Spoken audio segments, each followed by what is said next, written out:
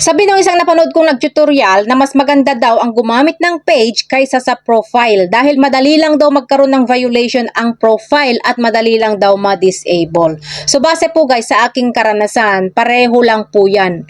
Profile man yan o page man yan, kung may nilabag ka against community standard ni Meta, natural, magkakaroon ka talaga ng violation.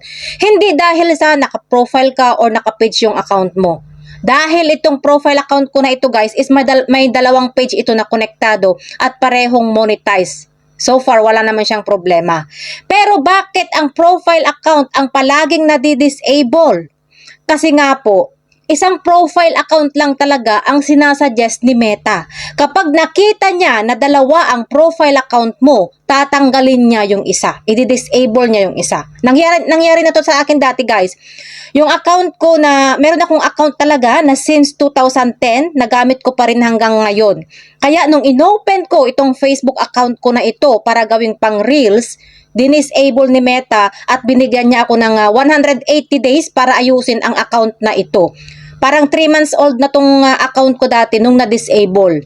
So ang ginawa ko, pinalitan ko yung pangalan ko doon sa lumang account ko, yung dating yung old account ko. Pinalitan ko yung pangalan, tapos pinalitan ko yung date ng birthday ko kasi nga hindi naman naka-turn on yung professional mode noon. Kaya iniba ko yung date ng birthday ko doon at saka dinilit ko lahat ng picture na na-post ko dito.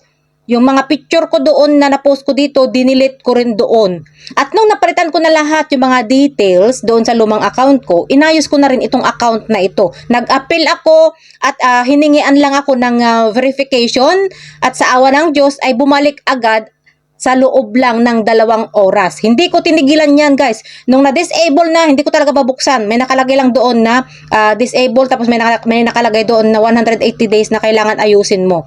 So, ang ginawa ko, inayos ko muna yung lumang account ko. Pinalitan ko yung pangalan, tinanggal ko yung birthday, dinilit ko yung mga picture, tsaka ko inayos ito. 2 oras lang yun guys, bumalik agad itong account na ito.